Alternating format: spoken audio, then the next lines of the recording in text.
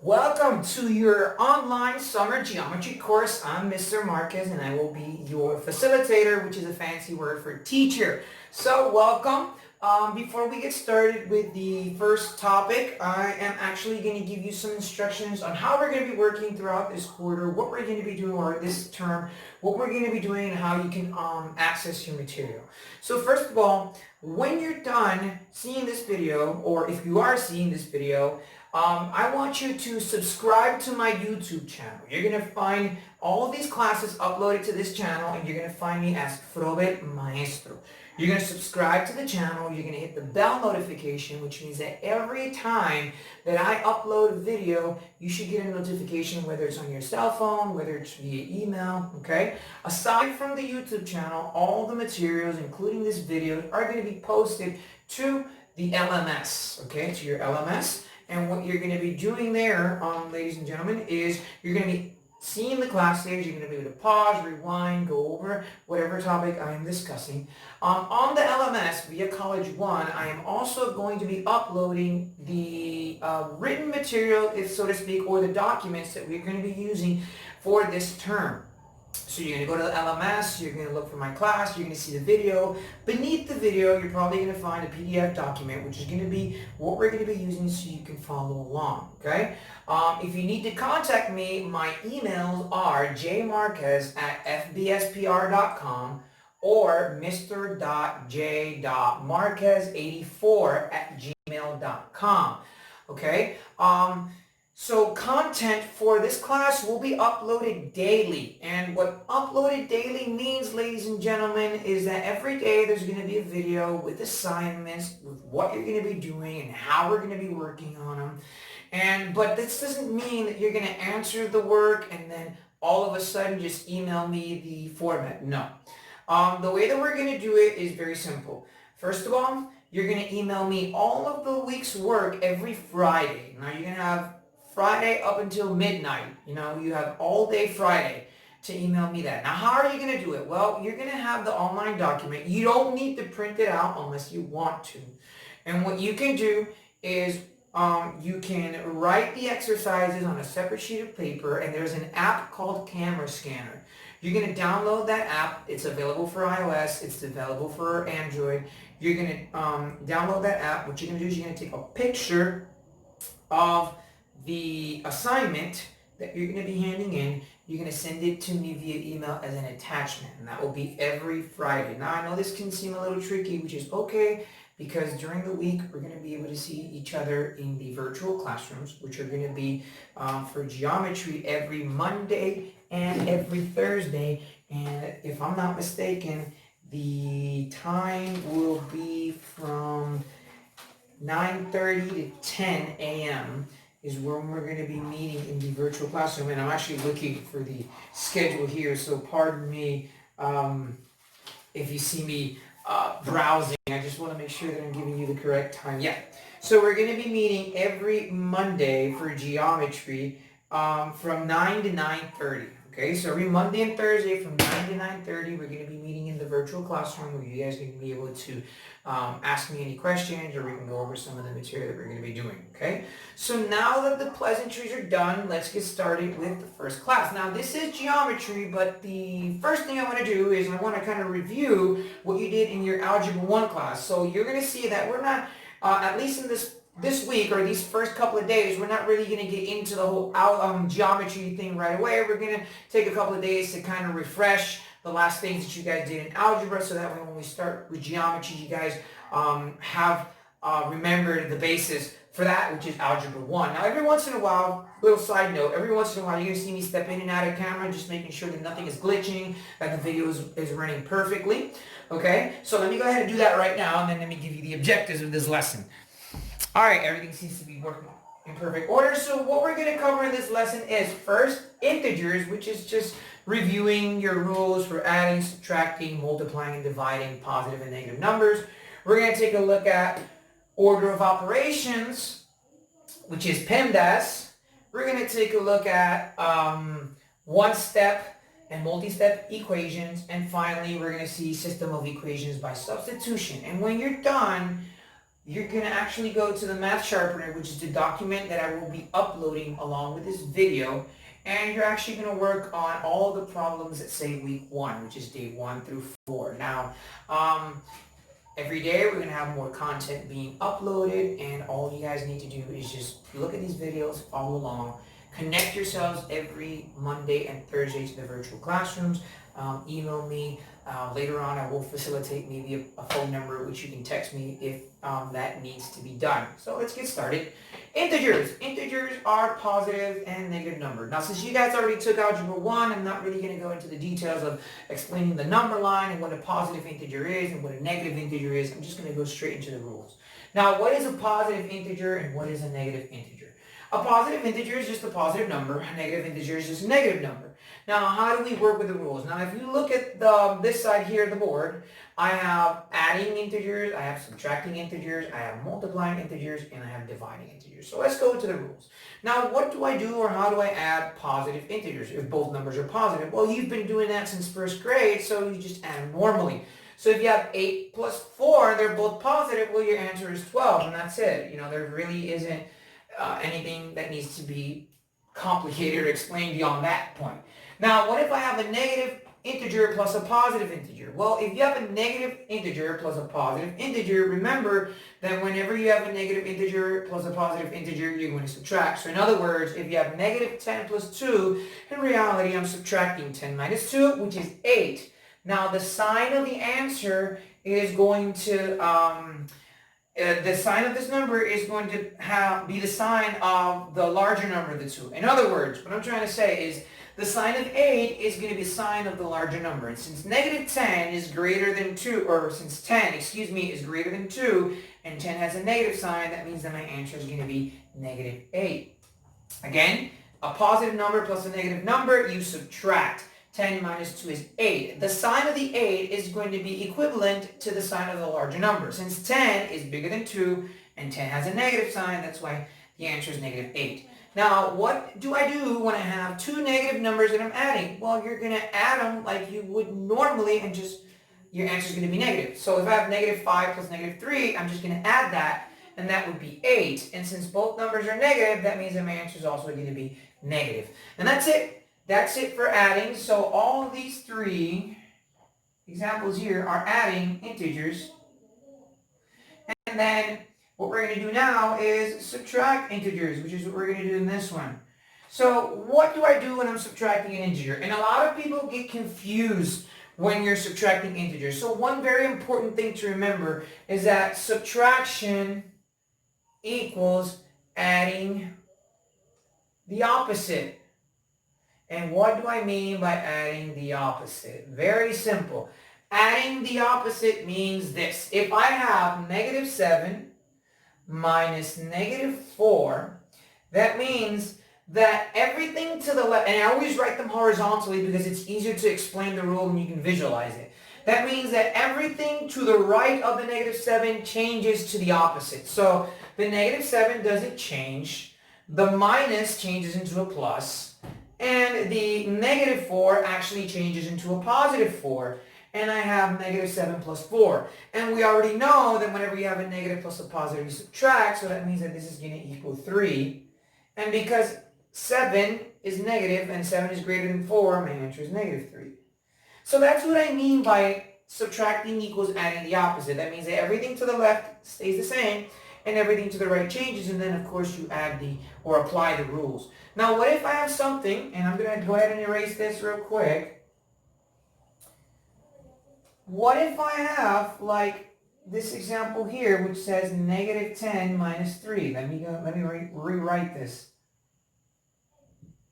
So what if I have negative 10 minus 3? Well, I do the same thing. We already established that negative 10 minus 3 means that everything changes. Everything to the left changes. So the negative 10 doesn't change. The minus turns into a plus, and then the positive 3 actually turns into a negative 3, and that means that I'm adding negative 10 plus negative 3, which equals negative 13. And that's it. That's it. That is subtracting integers. So I'm actually going to go ahead and erase this. That way I can work with multiplication and division. And the good thing about this is that if you feel that I'm going too fast, you can pause or rewind the video and then as many times as you need to in order to get it. So let me erase this side and then let me go straight into multiplying and dividing integers. Now multiplying and dividing integers is a lot easier because there aren't that many rules. So if you have two positive numbers that you're multiplying, well, you just multiply it like you would regularly, and 8 times 2 equals 16, and that's it. There's nothing I need to do beyond that. Now, what if I have negative 4 times positive 4? Well, here's the thing. It does not matter which number is negative, whether the negative number is smaller than the positive number, it doesn't matter. As long as you have a negative number multiplied by a positive number, your answer is always going to be negative. So negative 4 times positive 4 equals negative 16, and that's it. I don't need to do anything beyond that. Now, the last example for multiplying integers that I have is actually multiplying two negative numbers. So what if I'm multiplying negative 8 times negative 7? What if I'm multiplying two negative numbers? Well, if you're multiplying two negative numbers, negative 8 times negative 7 is positive 56. So whenever you multiply two negative numbers, your answer is always going to be positive. And that's it. I'm done. I don't need to do anything else. So the rules for multiplying integers are very simple. When two numbers are positive, you multiply and your answer is positive. When two numbers are negative, you multiply and your answer is negative. For example, when you have two positive numbers, you multiply normally, so 8 times 2 is 16. And if you multiply a negative number times a positive number, your answer is negative. And if you multiply two negative numbers, your answer is always going to be positive. And that's it. So for dividing, the same rules actually apply. And let me go ahead and write them here. So what if I have 20 divided by 2? So if I have 20 divided by 2, I'm just going to divide like I would normally. And 20 divided by 2 is 10. And that's it. Now what if I have something like negative 12 divided by 3? Since the same rules apply for multiplying integers and the dividing integers, well, I just divide 12 by 3 and my answer is going to be negative, because when I divide a negative number by a positive number, my answer is negative. Now, what if I have two negative numbers? What if I have negative 100 divided by negative 50? Well, if I'm dividing two negative numbers, my answer is going to be positive, just like when I multiply. So negative 100 divided by negative 50 equals positive 2. And that's it. I'm done with dividing integers. I'm done explaining the rules of integers. That's the first topic down. Now let's talk a little bit about order of operations. Order of operations is commonly known as PEMDAS. Parentheses, exponents, multiplication, division, addition, or subtraction, or please excuse my dear Aunt Sally. Now, what if I have something like 7 plus 3 times 2? Now, if I have something like 7 plus 3 times 2, I'm going to follow the order of operations. Do I have a parentheses? No, I don't. Do I have an exponent? No, I don't. Do I have multiplication? Yes, I do. So that means I'm going to multiply first. And 3 times 2 is 6. Do I have an addition? Yes, I do, which means that then I add, and 7 plus 6 equals 13. So that's very simple. Order of operations, PEMDAS, nothing out of the ordinary. Now let's work a little bit with multiplications and exponents, or parentheses and exponents. So I'm going to go ahead and erase this one real quick. And let's say I have 7 plus parentheses 3 times negative 2 plus 3. And then I write a bracket here. The bracket is just like another type of parentheses. It's so they don't get confused, so don't worry about that. So I have parentheses, right? So what do I do when I have two parentheses? Well, I work with the parentheses that is the innermost parentheses. So that means I would work with this one. So 7 stays the same, plus bracket stays the same, 3, and then you have negative 2 plus 3. Well, negative 2 plus 3, positive plus a negative I subtract, and that would be a 1. And then I just multiply 3 times 1, which is 3. So now this bracket is eliminated, and that leaves me with 7 times plus 3, which is 10. And that's another example of PEMDAS. Simple as that, guys. Nothing out of the ordinary. Now let's do one where I have a parentheses and an exponent. So let's say, and I'm going to change this number, and I'm going to turn this number into, I don't know, 4. And then I'm going to have a parentheses here, or an exponent there. So what am I going to do? Well, the first thing I'm going to work with is my parentheses. Which parentheses? My innermost parentheses.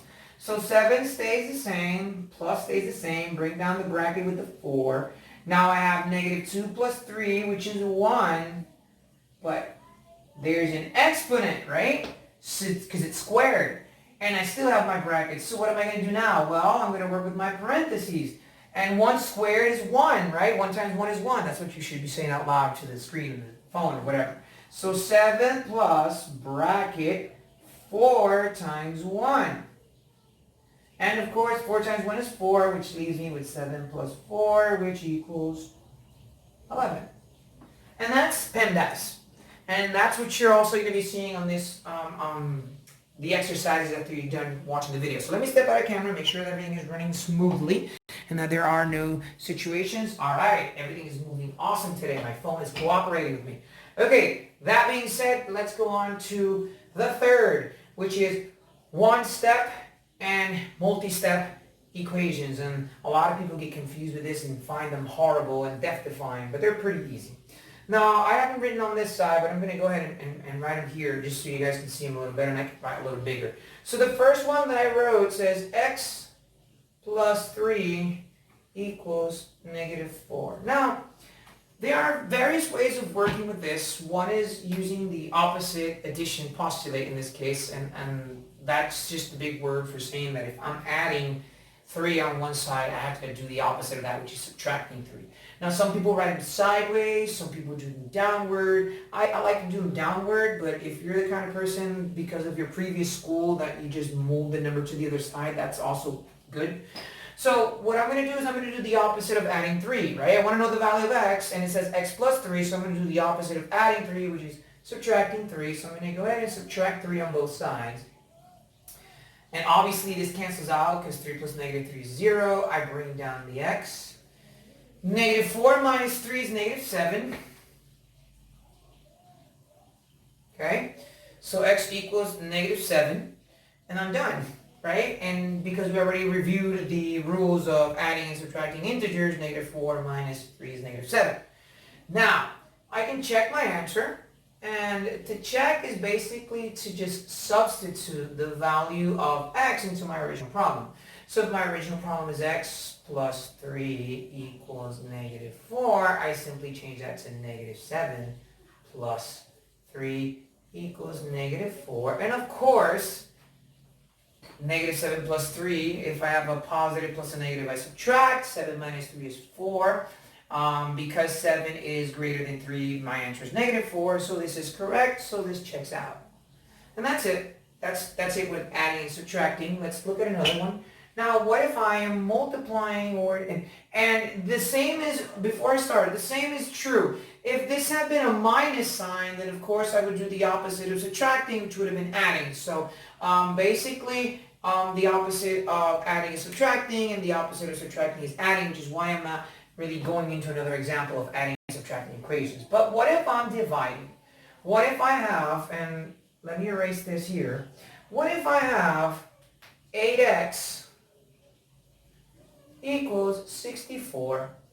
I know that this, just by looking at this problem, it looks like a multiplication problem because it's asking me 8 times what number equals 64. And I know you know the answer just by looking at it, but how would you solve it if the answer wasn't so obvious? So in this case, I would divide by 8 on both sides. So I divide by 8, and this cancels out, of course, and x equals 64 divided by 8 is 8. And if I wanted to check that, guys, just plug in the number into the original problem. And 8x equals 64, I would change that into 8 times 8 equals 64. And of course, 8 times 8 is 64, so that's true. So this checks out.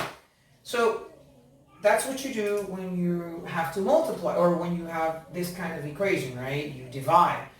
Now, a lot of people get scared of this, and I'm going to go ahead and write it here, and I'm going to say x over negative 3 equals 18, right?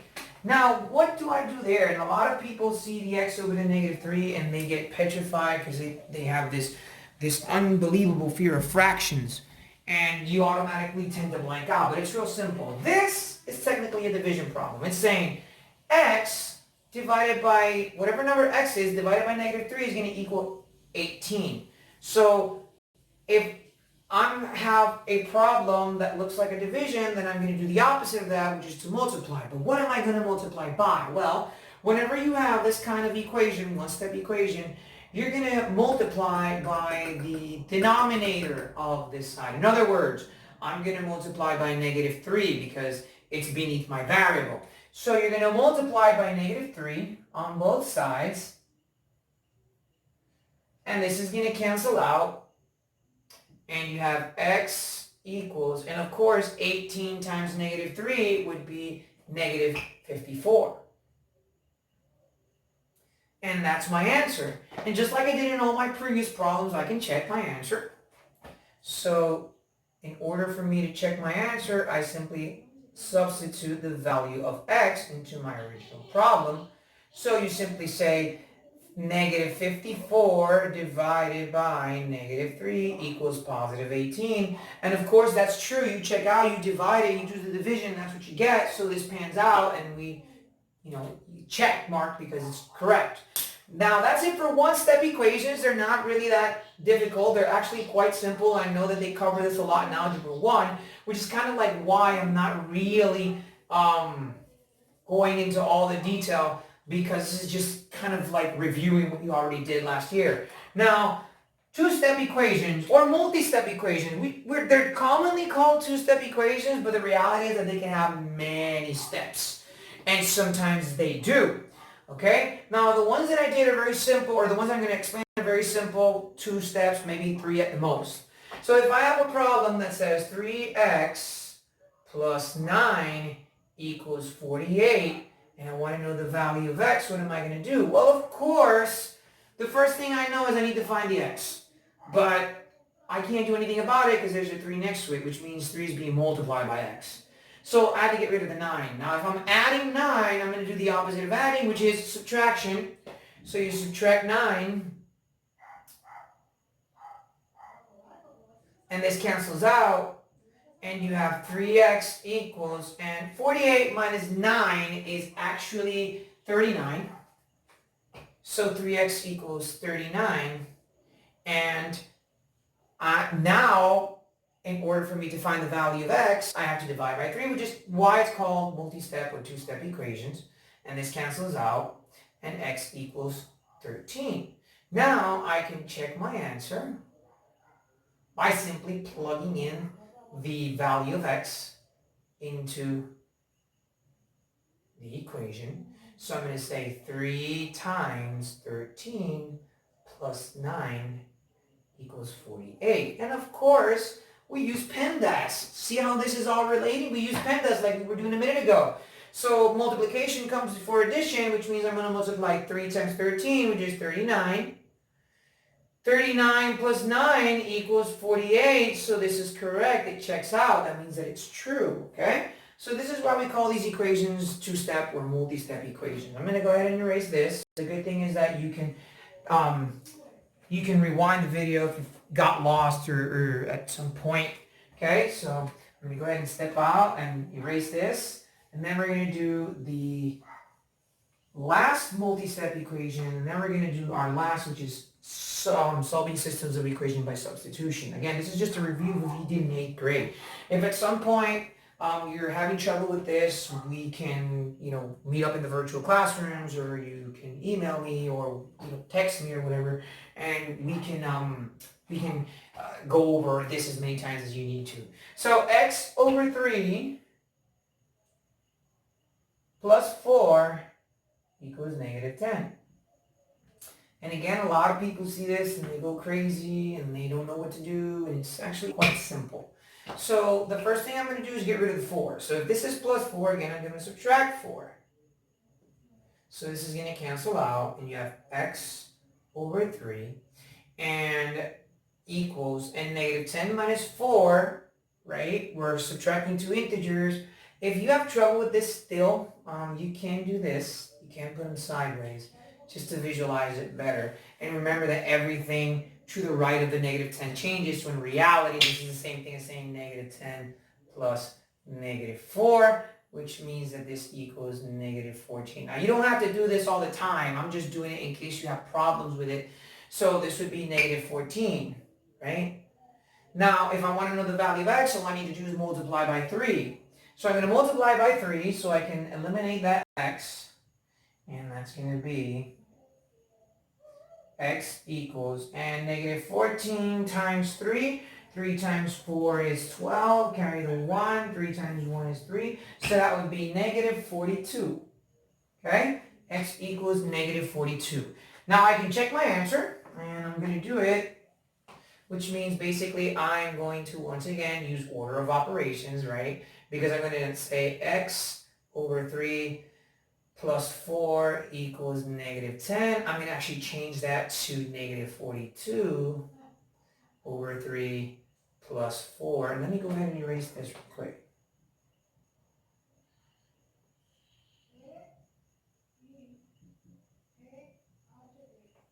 Okay, so pardon me for that. So once again, I just plugged in the 42 where the x, or the negative 42 where the x was.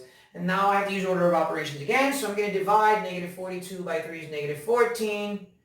Plus 4 equals 10. And of course, negative plus a positive I subtract. So negative 14 plus 4 does equal 10, which means that this checks out. Okay? So that's your multi-step equation. Now you can do these with fractions too. Let me see if I can find a good one with a fraction. Let's say, and let me give you a simple one. We have 1/2 x plus 3 over 2 equals 5 over 2. Now what to do when you have a fraction? So the same thing. There's very many methods, but one of the methods is just doing this. So I'm going to subtract by 3 over 2.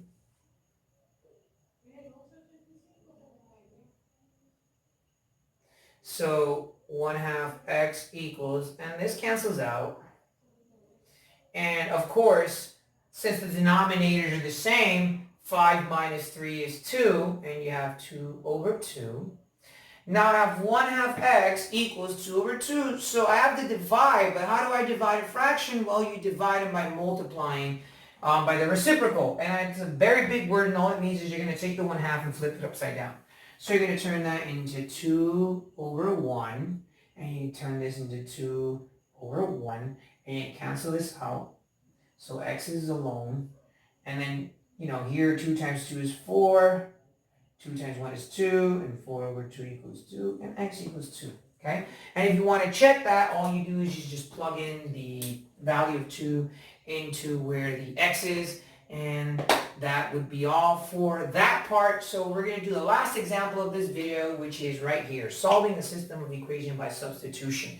Now, what is a system of equation? A system of equation can consist of 2 and 3 or maybe even more variables. But the ones that we're going to see here are only equivalent to 2 variables, right? So let's say I have, this is what a system of equation is. 2x plus 3y equals 1, and y equals x plus 2. So let me go ahead and erase this, just so I have space to work with this system. Now this is what a system of equation is. It's basically 2 algebraic expressions, one over the other. Their methods are two main common methods. There aren't more, but the most common methods are either by substitution or by elimination. Now, for the time being, the only system of substitution that we're going to see, or system of equation, that we're going to see are by substitution. That's not to say that there are not other methods. That's just saying that this is the one we're going to use now. And I know that this is covered in Algebra 1. So how do I work with a system of equations? Well, if I realize I have two variables, I have an x and I have a y, and it's very difficult to actually be able to work with two variables at the same time. So in this case, we actually have one of the variables already solved. Pardon me if I step in and out. I'm just making sure that everything is okay. We already have one, so what we're going to do by substitution is literally substitute one equation inside of the other. And you would ask yourself, how? That sounds very complicated. It's actually not. So what we're going to do is, the first step is to take the equation 2x plus 3y now equals 1. Now what I'm literally going to do is substitute this equation into the other one. You see how it's saying y equals x plus 2? Well, all I'm going to do is, instead of writing 3y, I'm going to turn that 3y into x plus 2. Now allow me to illustrate. So 2x, I write the same, it doesn't change, plus 3. But instead of writing 3y, I'm going to turn that into x plus 2 equals 1. You see, I literally substituted one equation to the other. Again, all I did was I took this x plus 2 and changed it, or substituted it where the y was. So instead of writing 2x plus 3y, I wrote 2x plus 3 times x plus 2 equals 1. And again, we're going to see order of operations because I have to work with my parentheses and my multiplication. So 2x doesn't change. Now, I'm pretty sure in your algebra class, your teacher spoke to you about the distributive property. Now, if you don't remember what the distributive property is, that just means that I'm going to multiply whatever is outside of the parentheses by whatever is inside. So you're going to say 3 times x, which would be 3x, 3 times 2, which is 6, equals 1. Okay, so I multiply 3 times x, which is 3x, and 3 times 2, which is 6. Now I'm going to combine like terms. Now, like terms means that they have the same number and the same variable. And if I look at that number, or if I look at that equation, I can realize that there are two terms that are like terms, the 2x and the 3x. So I'm going to add them.